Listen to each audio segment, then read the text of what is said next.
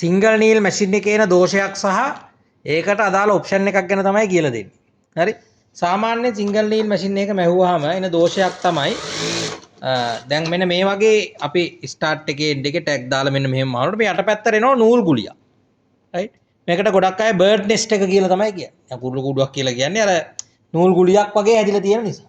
මේක ඩැමේජ් එකක්. දැන් මේ වගේ එකක් තියුණොත් කරන්නේ ඉස්සර අපි මේක මෙහෙම ඇදලා අරන් නූල නොම හිර කරලා අරන් ආපහු කපන්න.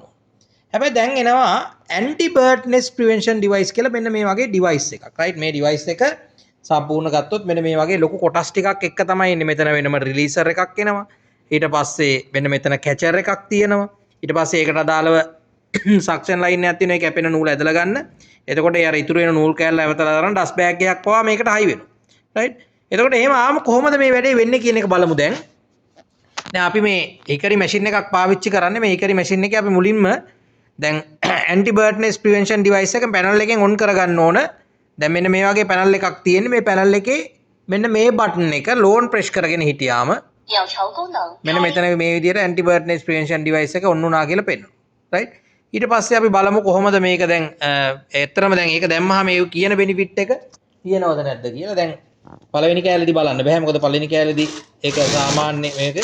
දැන් ඔයගොල්ලන්ට පේනවා ඇති දැන් නූල කැපුණට පස්සේ මේ ඉතුරු වෙනු නිවුල් කෑල්ල අර තෙට් කැචර් එකකින් ඇදලා අල්ලගෙන ඉන්නවා. රයිට්. ඇදලා අල්ලගෙන ඉඳලා දැන් ඔන්න මම ඊට පස්සේ තියලා සාමාන්‍ය විදිහට මහගෙන යනකොට